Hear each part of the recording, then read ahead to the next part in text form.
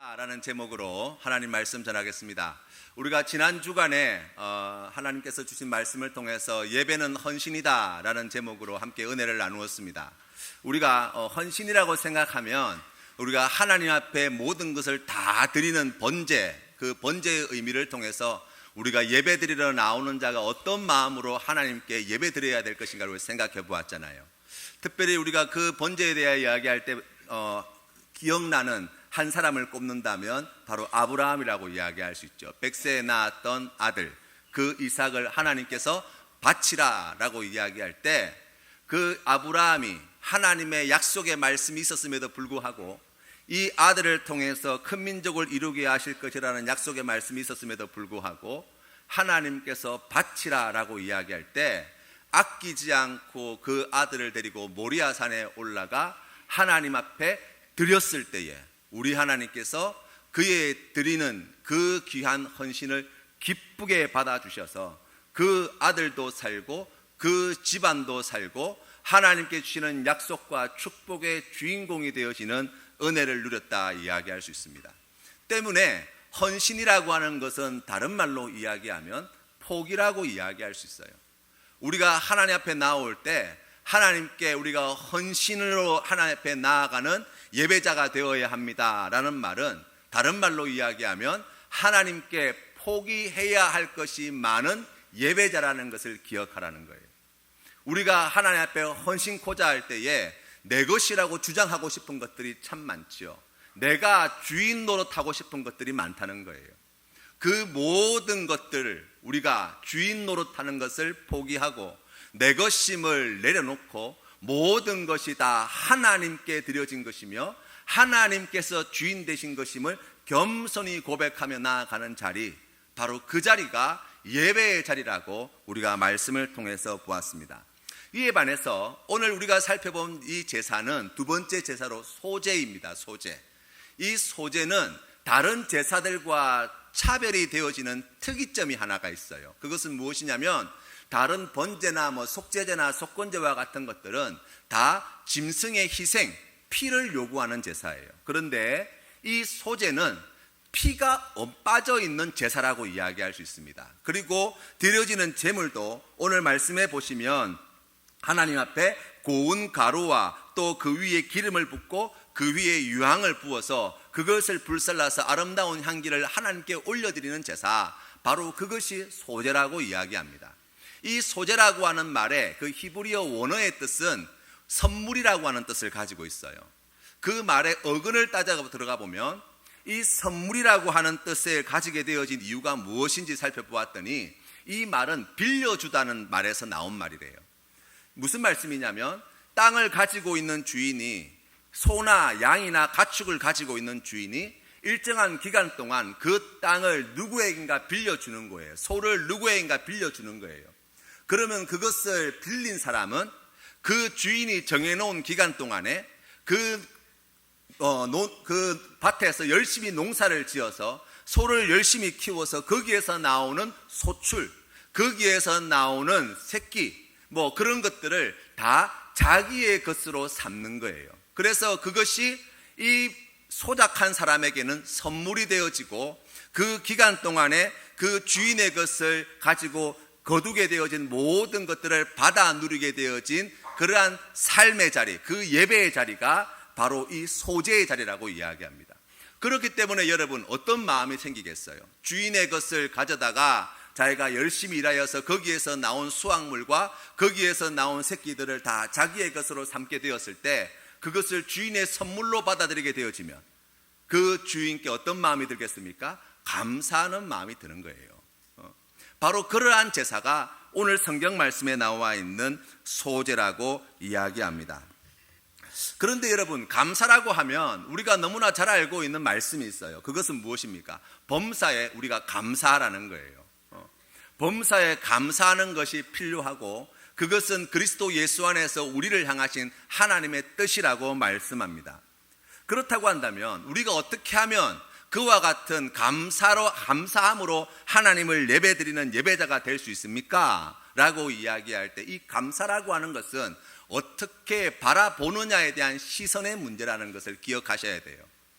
저 우주에 보시면 우리의 눈에는 잘 보이지 않지만 많은 인공위성과 뭐 거기에 온갖 첨단 그러한 장치들이 지금 이 지구를 중심으로 해서 돌고 있어요. 그 가운데 허블 망원경이라는 것이 있는데, 이 허블 망원경은 길이가 한 13.2m 정도 되어지고 그 망원경의 직경이 한 22.4m 정도 되어지는 우주 망원경인데요, 지구에서 이 우주를 관찰하다 보면 대기에 있는 먼지라든지 날씨라든지 아니면은 빛이라든지 이런 것 때문에 지장을 받아서 우주를 제대로 정확하게 이렇게 관측하기가 어려워서 사람들이 어떻게 생각했냐면 망원경을 아예 우주 밖으로 끄집어내어서 거기에서 이제 정확하게 관찰할 수 있도록 장비를 준비하는 거예요.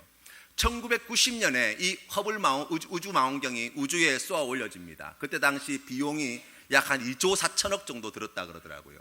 엄청나게 많은 비용이 들었지요. 그런데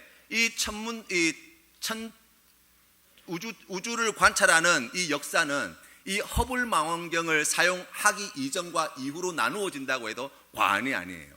이 망원경 하나를 통해서 알게 되어진 것이 얼마나 많은지 몰라요. 우리 눈에 보이는 수많은 별들과 거기에 있는 수많은 은하를 갖다가 이 허블 망원경을 가지고 관측하게 되어질 때 그곳이 어떠한 곳인지, 어떠한 상태인지, 얼마나 떨어져 있는지, 지금 어떠한 일이 일어나고 있는지를 이 망원경 하나 가지고 정말 많은 정보들을 얻게 되어진 거예요.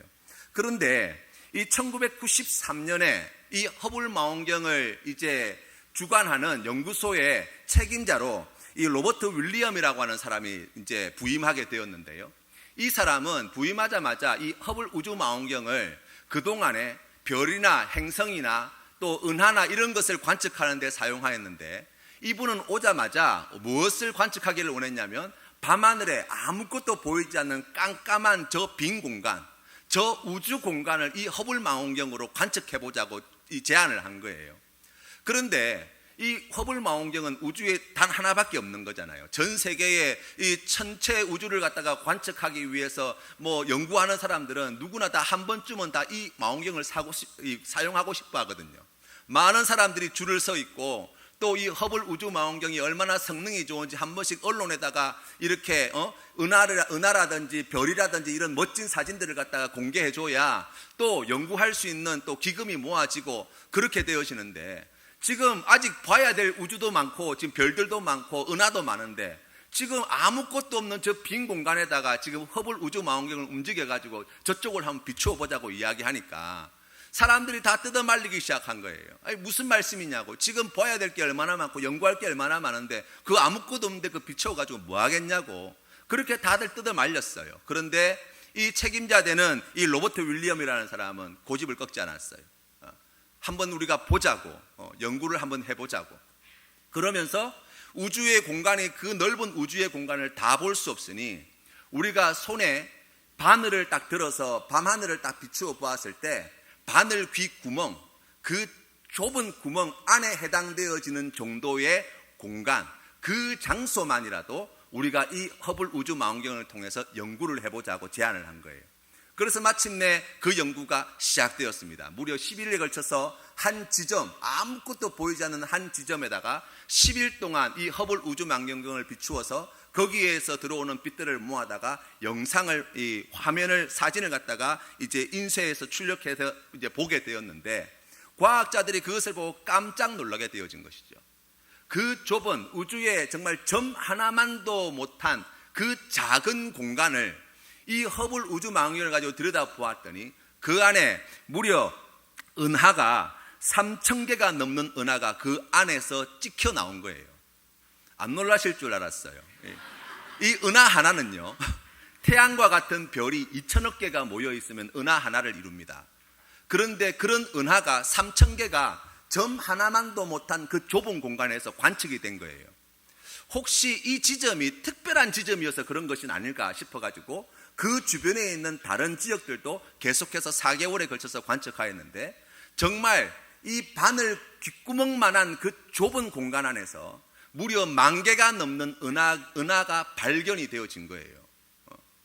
아무것도 없는 줄 알았는데 분명히 그동안 그것은 빈 공간이라고 생각하였는데, 지금 밤하늘에 보이는 이 별들과 이 은하만으로도 이 우주가 얼마나 크고 얼마나 방대하고 얼마나 무한하기까지 한가 사람들은 다 놀라고 있었는데, 정말 아무것도 없다고 생각했던 그 허공에다가 이 허블 우주망원경을 대어보니 거기에서 바늘 귓구멍만한 그런 좁은 지역 안에서도 무려 10,000개가 넘는 은하가 발견되어지면서 사람들은 깜짝 놀라게 되어진 거예요.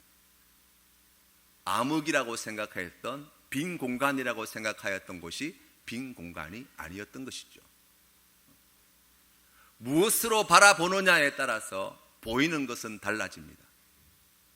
사랑하는 성도 여러분, 우리가 오늘 주님 앞에 예배드리기 위하여 이 자리에 나왔습니다. 여러분, 오늘 이 자리에 나올 때에 어떠한 마음으로 나오셨습니까? 어떠한 감사의 제목을 가지고 나오셨습니까? 마치 희뿌옇게 미세먼지로 가득 가리워져 있는 그 하늘 너머로 보이는 그 몇 개 되지 않는 반짝이는 별과 같은 그 몇 개 되지 않는 감사의 제목으로 주님 앞에 나오지 않았습니까? 아니면 먹구름 때문에 아무것도 보이지 않아서 하나님 앞에 나올 때에, 하나님, 정말 감사할 게 하나 없습니다. 정말 내 인생이 이렇게 힘들고 어렵고 괴로워서 내가 정말 어떻게 살아야 될지 모르겠습니다. 우리가 혹시 그런 마음으로 나오진 않았습니까? 오늘 하나님께서는 우리에게 새로운 눈, 믿음의 눈을 열으라고 말씀하시는 것입니다. 우리가 그 믿음의 눈으로 바라보게 되어질 때 아무것도 없다고 여겨졌던 그 캄캄한 빈 공간 안에 10,000개가 넘는 은하가 발견되어지는 것과 같은 놀라운 축복과 그 충격과 감격과 설렘과 우리 하나님의 행하신 그 크신 일들로 말미암아 세상의 그 어떤 것으로도 누릴 수 없는 기쁨과 감사가 충만한, 바로 하나님께서 기뻐하시는 거룩한 예배자로 세워주시는 은혜와 복을 받아 누리게 될 줄로 믿습니다. 감사의 마음은 높아진 마음에서 나오는 마음이 아니에요. 우리의 마음이 높아지면 우리의 입술에서, 우리의 마음에서 감사는 사라집니다. 우리의 마음이 낮아지게 되어질 때 감사할 일이 많아요. 우리의 마음이 더 낮아지면 더 많은 감사를 발견할 수 있다고 이야기할 수 있습니다. 그런데 여러분, 우리가 어떻게 하면 그와 같은 마음을 가질 수 있습니까? 우리가 어떻게 하면 그와 같은 자리에 내려갈 수 있습니까? 어떤 분들은 혹 그렇게 생각할지 모릅니다. 우리가 그렇게 마음을 겸손히 가져라, 낮추어 가져라라고 이야기할 때 억지로 내 마음은 그렇지 않은데, 아이고 목사님이 그러시니, 성경이 그렇다고 하니, 아이고 내가 그냥 그런 줄 알고, 아이고 그냥 무조건 감사합니다, 내가 다 잘못했습니다, 다 하나님의 은혜입니다 라고 고백한다고 할 때, 여러분, 그것이 여러분의 신앙에 도움이 되던가요? 그것이 만족스럽습니까? 그것이 행복합니까? 아니에요. 그렇다고 한다면 진짜 감사의 삶을 살기 위해서 우리가 어떻게 해야 될까라고 이야기할 때, 바로 우리의 감사는 책임지는 마음에서 시작한다고 이야기할 수 있습니다. 아담과 하와는 선악과를 따먹고 하나님으로부터 저주를 받아서 이제 에덴 동산에 쫓겨나는 신세가 되었죠.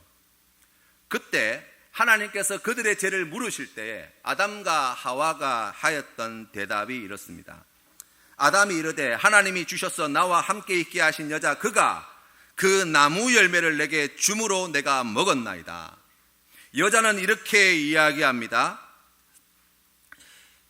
하나님께서 지으신 그 뱀이 나를 유혹하여서 내가 그 꿰매 넘어가서 내가 이 선악과를 먹었습니다. 무슨 말씀입니까? 그 첫 번째 범죄의 자리에, 그 첫 번째 비극의 자리에 오늘 성경 말씀에서 우리가 알게 되어지는 것은 무엇입니까? 다 남 탓하는 이야기밖에 없다는 거예요. 누구 때문입니다. 누구 때문입니다. 이래서 그랬습니다. 저래서 저랬습니다. 내 상황이 이렇습니다. 내 안에 이런 문제가 있어서 그렇습니다. 뭐 온갖 변명거리들이 차고 넘치는 자리, 바로 첫사람 아담과 하와가 범죄하였던 자리라고 이야기할 수 있습니다. 우리는 책임지겠다라고 이야기하면 그 책임과 함께 늘 같이 따라붙는 한 단어를 기억할 수 있어요. 그게 뭐예요? 잘못이라는 거예요. 책임지겠습니다 라고 이야기하면 그 책임에 대한 값으로 잘못을 인정해야 되고 그 잘못에 대한 값을 치러야 된다는 마음이 있어요. 그래서 여러분, 우리가 오랜 세월 동안 분명한 역사적인 사실이 있음에도 불구하고 오늘날까지 끝까지 자신의 잘못을, 자신이 저지른 그 잘못에 대한 책임을 지지 않으려는 일본과 같은 그러한 정치 지도자들의 모습을 볼 때 얼마나 기가 막히는지 몰라요. 자기가 분명히 잘못하였습니다. 과거에 그러한 비극이 있었습니다. 그렇다고 한다면 정말 우리가 바라기는 그의 잘못에 대한 책임을 지고 잘못했다고 인정하면 될 것 같은데 그게 쉽지 않은 거예요. 그것을 인정하게 되어지면 그로 말미암아 보상의 문제라든지 민족의 자존심의 문제라든지 나라의 국격의 문제라든지 역사에 기록되어질 때 오랜 세월 동안 그 당할 수모 생각하면 차라리 뻔뻔스럽게 그 잘못을 인정하지 않고 끝까지 가는 것이 낫겠다 생각하는지도 모르지요. 잘못을 인정하게 되어지면 그 책임을 인정하는 순간 그 잘못을 인정하게 되어지고 그 값을 지불해야 되는데 오늘 이 아담과 하와가 했던 이야기가 무엇입니까? 그 잘못을 인정하고 싶지 않다는 거예요. 그 대가를 지불하고 싶지 않다는 거예요.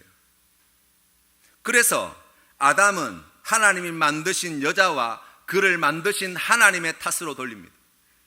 여자는 그 뱀에게 그리고 그것을 지으신 하나님께 그 책임을 떠넘기는 것이지요. 그리하여서 결과가 무엇입니까? 죄의 문제가 해결되지 않는 거예요.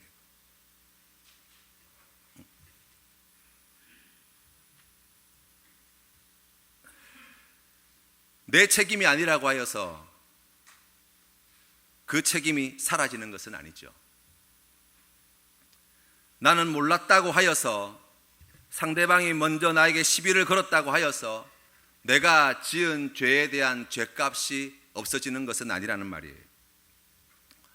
우리가 살아가는 삶의 자리가 그러합니다. 우리는 무슨 문제가 생기거나 일이 터지거나 여러 가지 곤란한 상황에 있을 때 우리는 종종 제일 먼저 어떤 마음을 가집니까? 이 일로부터 내가 어떻게 하면 책임을 안 질까를 생각해요.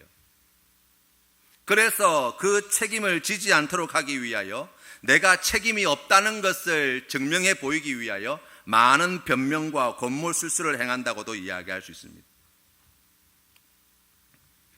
그 책임을 이야기하면 내가 당할 수모와 그 값이 너무나 두렵기 때문이겠지요. 무거운 짐을 드는 제일 지혜로운 방법이 무엇일까요? 사람들은 너무 무거운 짐이 있을 때 그 짐이 지기 싫으면 그 짐을 대충 지려고 해요. 그래서 지기 싫은 것을 억지로 맡겨주면 사람들은 그것을 가급적이면 내 몸으로부터 멀리 떼어놓기를 원합니다. 그런데 무거운 짐은 내 몸으로부터 멀어지면 멀어질수록 들기가 더 무거워요. 이것은 물리학의 법칙에 따른 거예요. 무거운 짐을 수월하게 드는 방법이 무엇입니까? 내 몸에 가까이 붙이는 거예요.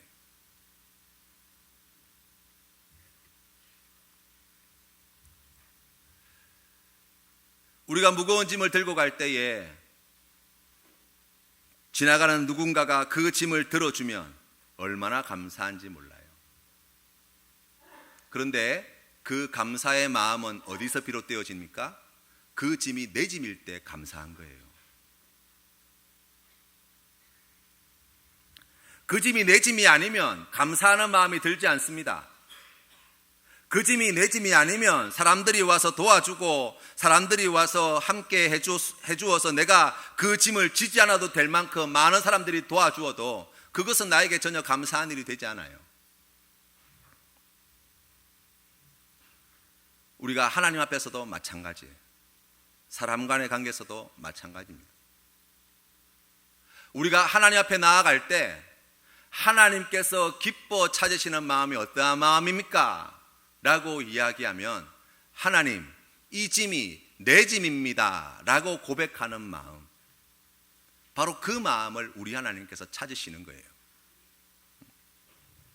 외부 환경이 어떻든지 간에 내가 선택하고 내가 결정하고 내가 행한 일의 책임은 누구에게 있습니까? 나에게 있습니다.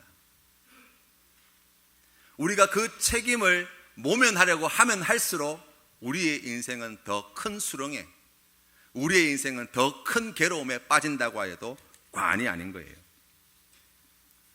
우리에게 일어나는 모든 일들을 우리가 다 통제할 수는 없지만, 그러나 그렇다고 하여서 우리의 책임이 면하여지는 것도 아닙니다. 책임을 회피하려고 하면 불평과 원망과 불만이 싹트기 마련이죠. 책임을 회피하려고 하면 미워하는 마음과 저주하는 마음이 우리 안에서 그저 나오는 거예요. 상대방의 잘못으로 내가 피해를 보았어도 그 다음에 어떻게 행할 것인가는 내 책임인 거예요. 만일 아담과 하와가 하나님 앞에 자신의 지은 죄에 대하여 하나님께서 그 책임을 물으셨을 때, 하나님, 제 책임입니다. 제가 잘못한 것입니다. 그래서 제가 먹었습니다. 라고 이야기하였다면, 하와가 아닙니다, 하나님. 이 일은 다 제 책임입니다. 제가 잘못한 것입니다. 제가 한 일입니다. 제가 악하였습니다. 제가 교만하였습니다. 라고 이야기하였다고 한다면, 여러분, 성경 말씀이 어떻게 바뀌었을까요? 하나님께서는 이 선악과를 따먹었던 이 아담과 하와를 이렇게 저주하셨습니다. 너는 너로 말미암아 저주를 받고, 땅은 너로 말미암아 저주를 받고, 너는 내 평생에 수고하여야 그 소산을 먹으리라. 땅이 내게 가시덤불과 엉겅퀴를 낼 것이라. 내가 먹을 것은 밭의 채소인즉 내가 흙으로 돌아갈 때까지 얼굴에 땀을 흘려야 먹을 것을 먹으리니 내가 그것에서 취함을 입었음이니라. 너는 흙이니 흙으로 돌아갈 것이니라 하시니라. 아멘. 만약 하나님께, 하나님, 그거 선악과 따먹은 건 내 책임입니다, 내 잘못입니다 라고 이야기하였다면 이 저주가 아담과 하와에게 임하지 않았을까요? 우리가 기대하기는, 하나님이 쿨하게 용서해 주시고 없는 것으로 덮어주시고 하시면 참 좋겠다 싶은데, 우리 이번에 레위기 말씀을 보면서 하나님의 말씀을 보면서 깜짝 놀란 부분이 있어요. 레위기 26장 41절 말씀이에요. 제가 읽어드리겠습니다. 나도 그들에게 대항하여 내가 그들을 그들의 원수들의 땅으로 끌어갔음을 깨닫고 그 할례받지 아니한 그들의 마음이 낮아져서 그들의 죄악의 형벌을 기쁘게 받으면 이라고 나와 있어요. 하나님께서 규례의 말씀을 지키면 복을 주신다고 약속하셨고 그 말씀을 어기면 벌을 주시겠다고 말씀하셨습니다. 그런데 이 사람들은 하나님께서 그와 같은 징계의 말씀, 무서운 벌의 말씀을 주셨음에도 불구하고 하나님의 말씀을 어겼지요. 그 죄를 범하였지요. 그래서 하나님께서 징계하셨지만 또다시 더 큰 죄를 저지르고 그것을 징계하셨지만 또다시 더 큰 죄를 저지르는 어리석음을 범하였습니다. 그런데 하나님의 특별하신 은혜로 말미암아 나를 거스른 잘못으로 자기의 죄악과 그들의 조상의 죄악을 자복할 때, 하나님께 회개하게 되어질 때 하나님께서 주신 약속의 말씀이 무엇이냐면, 하나님께서 아브람과 이삭과 야곱에게 약속하셨던 그 언약의 말씀을 기억하시고 그 언약을 기억하신 하나님께서 그 약속을 이루어 주실 텐데, 구체적으로 그들의 삶의 자리는 오늘 성경 말씀에 나와 있는 바와 같이 그들의 마음이 낮아져서 그들의 죄악의 형벌을 기쁘게 받게 될 것이다 라고 말씀해 주셨어요. 여러분, 우리가 하나님 앞에, 하나님, 내가 이러한 죄를 저질렀습니다. 그것이 내 죄입니다. 나의 부족함이었습니다. 내가 교만하여서 그렇습니다. 내 책임입니다 라고 말하는 것과 그렇지 않은 것의 결과가 무엇이 다릅니까? 어찌 보면 똑같은 상황과 조건에 있다고 이야기할 수 있을지 모릅니다. 그러나 그것이 가져다 주는 결과는 너무나 다르지요. 왜 그렇습니까? 아담과 하와가 하나님 앞에 선악과를 따먹은 것이 자신의 잘못이고 자신의 책임이어서 하나님께서 말씀하신 대로 정령 죽으리라 말씀하신 것처럼 내가 죽어야 될 자입니다 라고 고백하는 아담과 하와였다면, 이후에 하나님께서 그들에게 짐승을 잡아 가죽옷을 지어 입히신 것이 얼마나 감사한 일이 되었을까요? 지금 하나님께서 나를 당장 죽이셔도 할 말이 없는데 하나님께서 은혜를 베풀어 주셔서 그 동산에서 쫓아내신 그 손길이 얼마나 감사히 여겨졌을까요? 내가 지금 저주를 받아 영원한 형벌, 그 죽음을 겪어야 할 자인데 하나님께서 나의 생명을 지켜주시고 내가 고단하지만 이 땅에서 노동을 통하여서 땀 흘려 일하여 먹고 살도록 만들어 주신 것이 하나님의 은혜임을 고백하지 않았겠습니까? 우리가 하나님 앞에 예배 드리러 나올 때 하나님께 드리는 감사가 어디에서부터 비롯되어집니까? 라고 이야기한다면, 우리가 이 한 주간 살았던 삶의 모든 일들이 하나님, 내 책임입니다. 내가 그렇게 하였습니다. 내가 그런 마음을 먹었습니다. 그런데 하나님 앞에 우리가 그와 같이 고백하게 되어질 때 드러나는 것이 무엇입니까? 영원히 죽어 마땅할 우리의 죄요, 우리의 어리석음이요, 교만함이요, 우리의 악함이요, 부패함이요, 우리가 그것을 깨닫게 되어질 때, 그것을 보게 되어질 때 우리에게 주신 모든 것이 자격이 없는 나에게 베풀어 주신 하나님의 은혜임을 고백하는 거예요.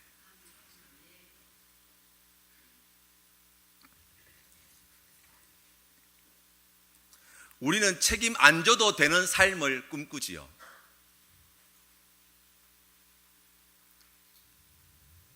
아이를 낳아서 이 자녀를 키우다 보면요, 부모로서의 책임을 감당하는 것이 얼마나 무겁게 여겨지는지 몰라요.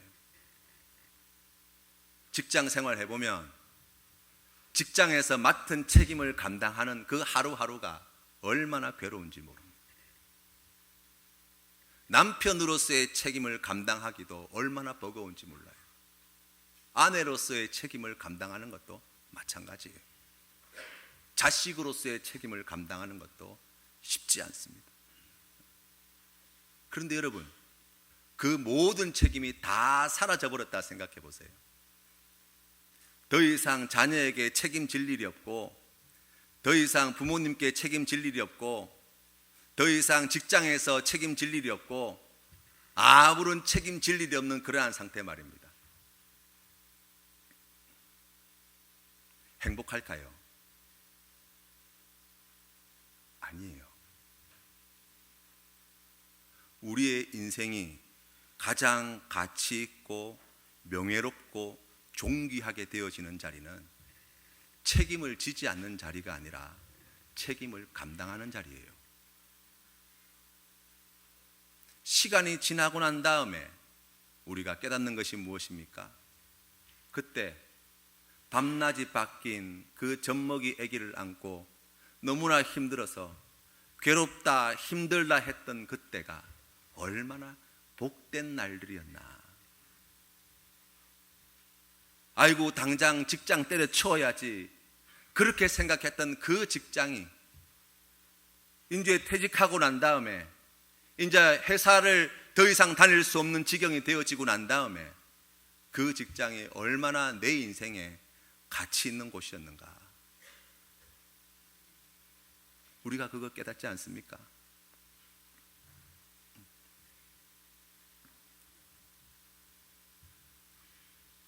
한 나라의 대통령으로서의 책임을 지는 것, 사람들이 얼마나 그것을 영광스럽게 생각합니까? 한 지역의 국회의원만 되는 것만 해도 그것을 그렇게 명예롭게 생각하는데,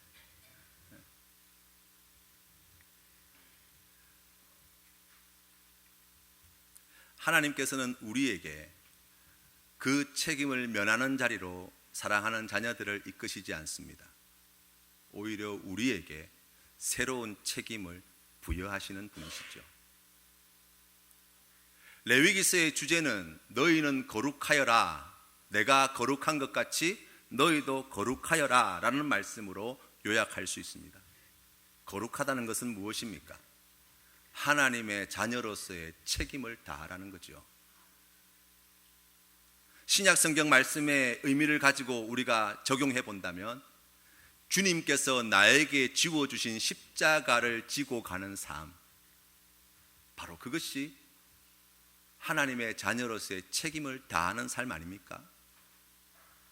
그 책임이 우리의 자유를 훼손하고 우리에게 무거운 짐이 되어집니까? 아니에요. 하나님께서는 우리를 이 땅에서 흙으로 빚어 우주의 먼지로 돌아갈 우리를 하나님의 자녀로 대우하여 주시고 만세전에 택하여 주셔서 우리를 하늘나라의 귀한 상속자로 세워주시기 위하여 우리에게 이 귀한 책임을 맡기신 거예요. 성도는 어떤 사람입니까? 하나님, 그것이 내 책임입니다. 하나님, 그것이 제 몫입니다. 하나님, 그것이 내 십자가입니다 라고 고백하며 나아가는 사람이에요. 그럴 때 무엇이 나온다고요? 감사가 나오는 거예요. 어떤 감사입니까? 이 자격이 없는 나에게 그와 같은 영광스럽고 존귀한 책임을 나에게 맡겨주신 아버지 하나님의 그 은혜와 사랑, 우리 하나님의 지혜로우심과 우리 하나님의 섭리하심과 우리 하나님의 그 깊으신 뜻을 우리가 깨달아 알게 되어질 때 나에게 주신 그 모든 십자가가 우리의 자랑이 되어지고 바로 그 십자가가 우리의 기쁨이 되어지고 그 십자가로 말미암아 우리가 하나님께 감사드리는 예배자가 되어지는 거예요. 사랑하는 성도 여러분, 주님 앞에 예배드리러 나오는 자리는 바로 그러한 자리입니다. 하나님, 제 책임입니다. 하나님, 제가 그랬습니다. 그러한 우리에게 베푸르신 은혜에 대한 감사로 영광 돌리는 자리, 아무것도 아닌 나를, 죽어 마땅한 나를 하나님의 자녀로 삼아주시고 우리에게 거룩한 책임을 부여하여 주신 그 은혜가 기뻐서 하나님 너무 감사합니다. 너무 영광스럽습니다. 너무 자랑스럽습니다. 너무 기쁩니다. 그 마음으로 주님 앞에 나와 예배드리는 자리, 하나님 앞에 거룩한 소재로 아버지 하나님 앞에 감사의 제사를 올려드리는 자리가 되는 줄로 믿습니다. 이 한 주간 사랑하는 성도님의 삶의 자리에 이와 같은 은혜가 차고 넘치시기를 주님의 이름으로 축원합니다. 함께 기도드리겠습니다.